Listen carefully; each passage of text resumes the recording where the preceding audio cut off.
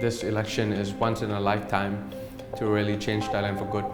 It looks like people in the Thaksin government back in that time give you opportunity, support you for your graduate studies. Do you feel a little funny about it that you were kind of groomed by them and now you're a different person? I wanted to use that foundation to branch out even more. This kind of topic of party disbandment is still part of the conversations that we have. If you disband, you have to disband a couple of parties rather than just one. They say that allowing an amendment to 112 would be a Trojan horse. The sentiment of the era has changed. There's an episode in your life, your marriage life fell apart. Yeah. Do you have room for romance?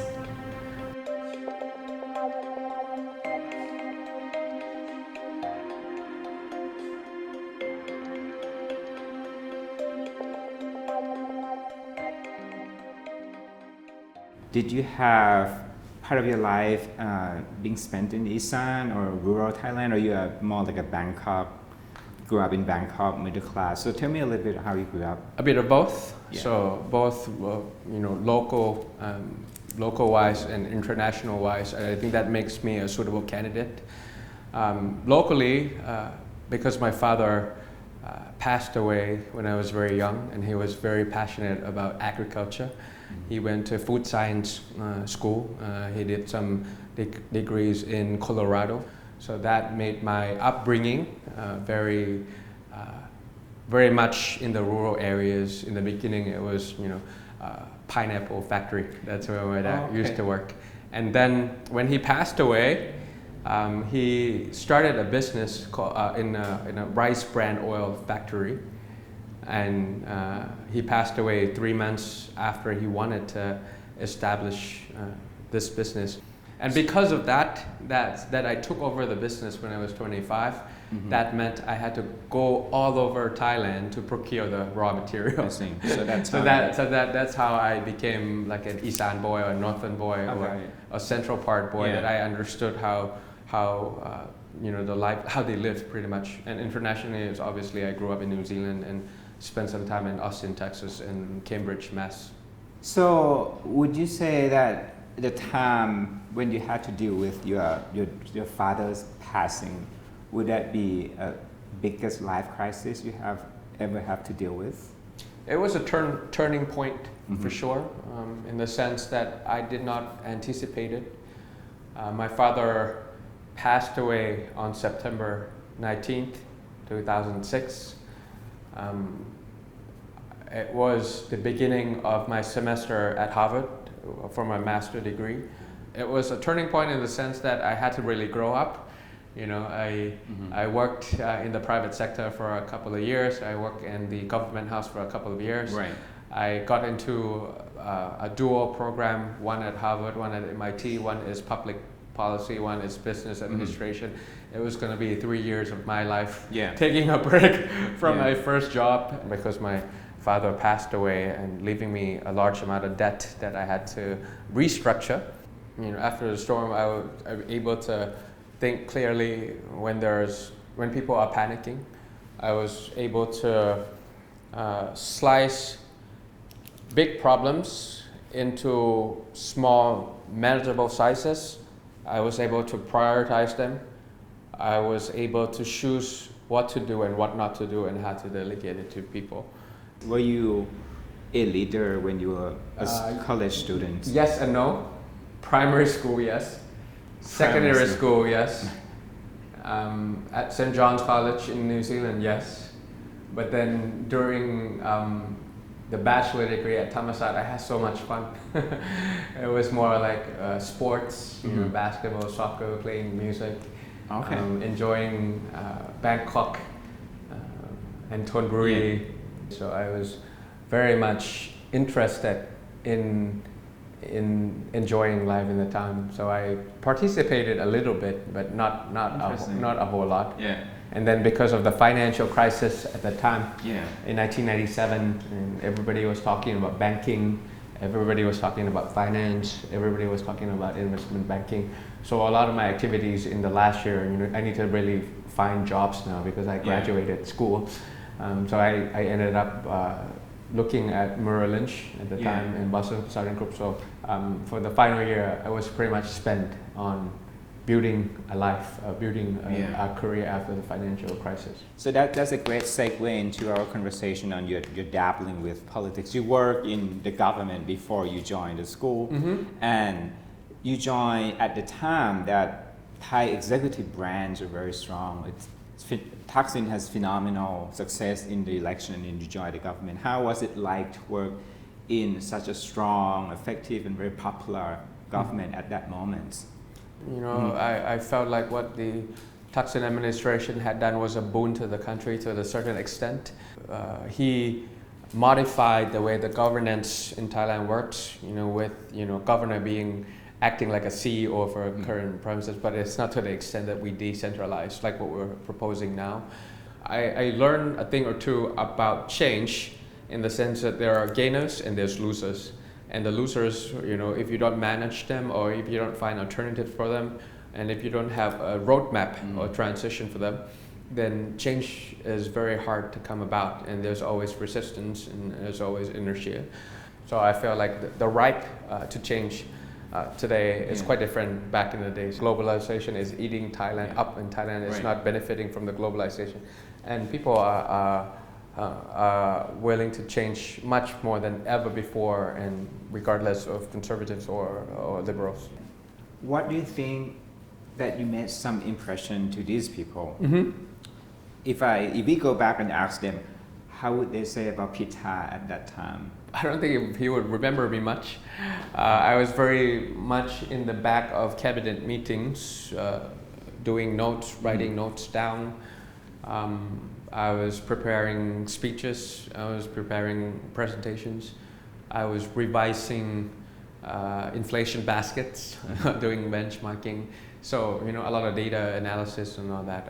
They didn't have much time to interact with me closely, so I don't sure if they remember much, but I do remember them very much.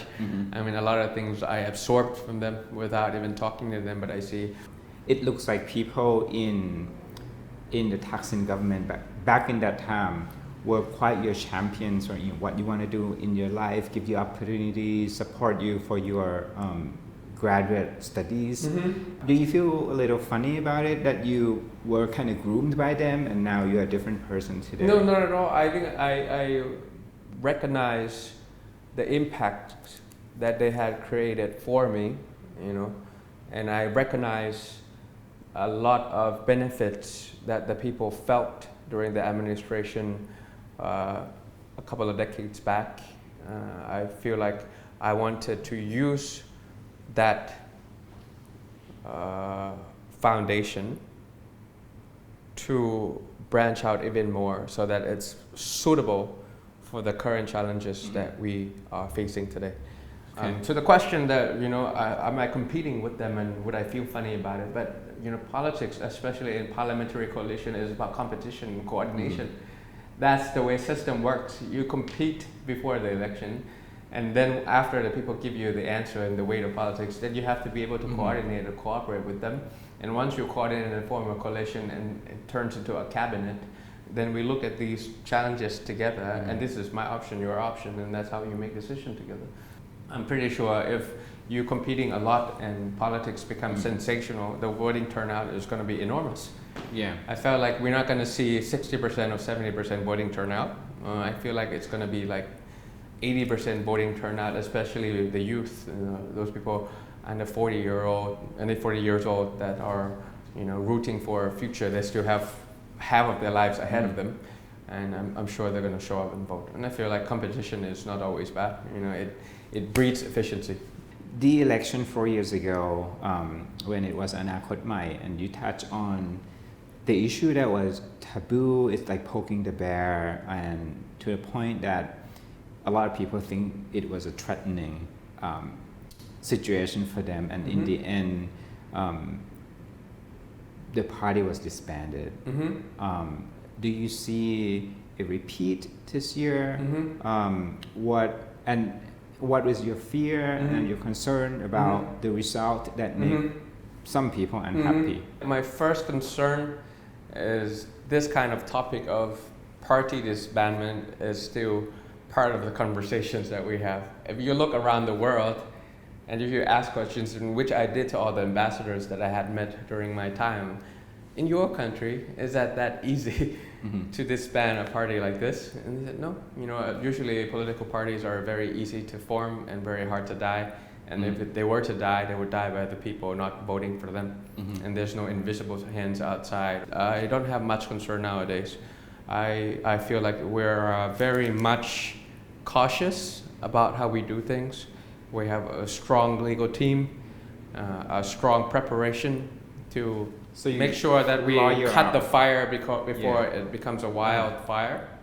And I feel like the sentiment of the people, the feeling of the people, the price to pay and the cost of disbanding a political party is way too high for the conservatives or for the elites to think about doing this. And also the way the political game is doing, if you disband, you have to disband a couple of parties rather than just one. So I feel like it's not much of an issue for me. I feel like this election is once in a lifetime to really change Thailand for good. There was a conversation still going on about country with such deep conflict, and that might be a prerequisite for military intervention. Do you see a scenario like this after the election? I think there's no prerequisite to military coup. There's no military coup in democracy, period. And the way we stop the cycle of military coup every 5 years is a couple of folds. First is you have to demilitarize and making sure that the power and the finances of the army is in check, in balance. Second, we are proposing a 7-year break after military to enter politics, like a red card for them to make sure that there's some gap year before they could enter politics. Third fold is we are proposing a new constitution by the people, drafting of the people, by the people, for the people, by having a certain clause in the constitution, just like how they did in Chile and South Korea, that no public servants could support coup, that no legal entities could support military coup, and no immunity for you to pardon yourself after you have done it. Because of that proposal is, for some people would say radical. Would you see a military preempt that by doing something to make it fair? Yeah, but the price to pay will be quite high, and the things that it's not me doing it. It's done by the people who are elected to be the constitutional draft committee. So for you to do that, it's really going directly to the people, and I don't know if that's a good idea. And I want to revisit an episode maybe 3 weeks ago between Kun Thanathorn and a motorcycle cabbie. That the conversation was why from the motorcycle cabbie, he said, why your party keep harping on reforming monarchy? Why touching on this topic would benefit them as people who live on hand to mouth and have to try to survive economically every day. Why that topic is so important for them? In one sentence, so it doesn't have to be your friends who have to be unjustly penalized by such a heavy law. So it doesn't have to be your daughter in the next 10 years who would come out to protest and go on a hunger strike. So it doesn't have to be your relatives who had to go through an unjust and illegitimate legal system, similar to 1,000 people that already had to go through it. And a lot of 1,000 people that are going through it, like hundreds are minors under 17 years old. And there are people who are living hand to mouth. In the long term, I think you have a kind of legal system that is equal and fair. No one needed to go to jail just because they speak their mind. For people who are concerned, they say that allowing an amendment to 112 would be a Trojan horse because when that happened, there will be change and it won't rest until what they believe is bulldozed completely. So what would you? But in a contrary, if you don't adapt and if you don't change, looking from any other countries, it ended up just like how you are afraid of. But if you look at any other countries that tackle the Trojan horses with maturity, with finding the consensus, ended up being a constitutional monarchy.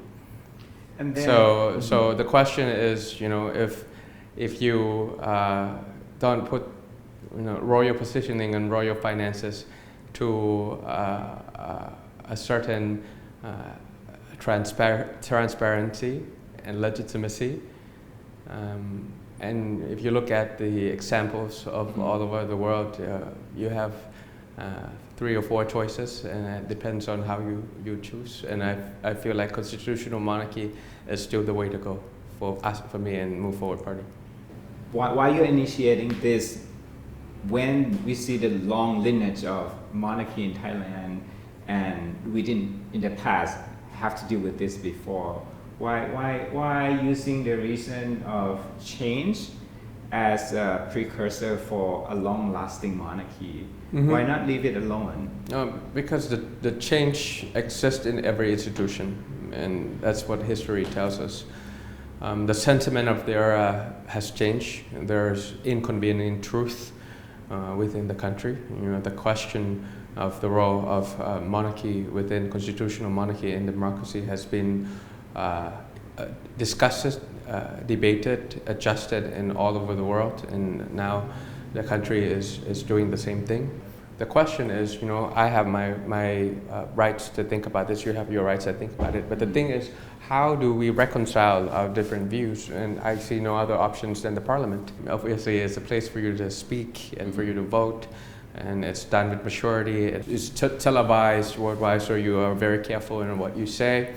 And I think that's the way you find a consensus and a solution to what's going on. Okay. On foreign policy, what are your top 3 agendas for Thailand's international relation policy? Mm-hmm. Starting off with Myanmar, I feel like a stable Myanmar is a boon to the entire region. But if Myanmar sneezes, Thailand gets sick as well. Second, human rights. And the third thing, I feel like transnational pollutions is something that is really hitting people very hard. We need to think about this for Thailand, more of not a buffet, and more like an a la carte.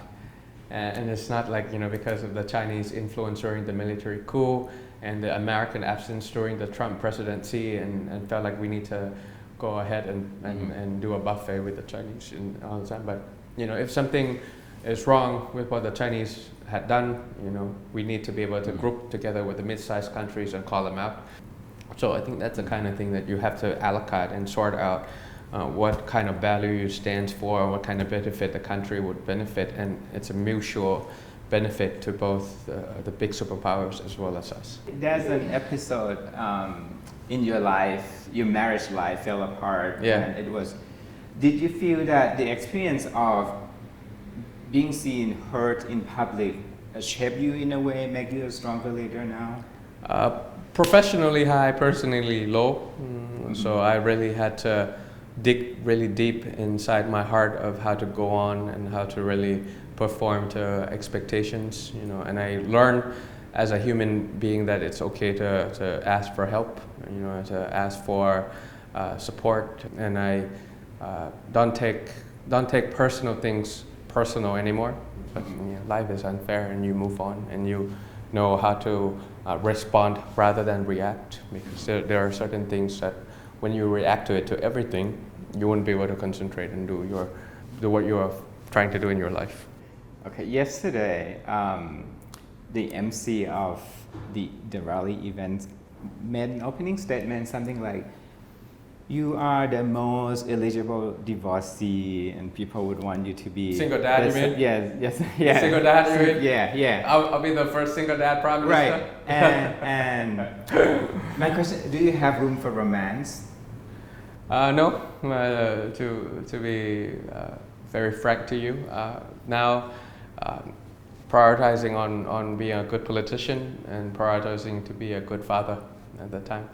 So I feel like, in other people's standards, my family as a single parent with my daughter would not be a perfect family, but I think we could find a way to be happy in the way of in our own way of doing things. So I'm focused very much to make sure that she's understanding that even if her mother and I are no longer husband and wife, but we're still forever your father and mother, and you could have access to us anytime. It's not your fault that we decided to fall out of love, and also not to make sure not to leave any damage in her own love life when she grows up. So those are things are the things that are really occupying my life right now, and not so much room for romance, but never close. I mean, love is a beautiful thing.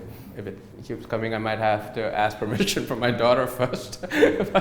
but apart from that, I'm not close. I'm open for it. All right. On that note, when the time comes. On that note, thank you so much, Kun Pitai. Thank you so much. Thank you.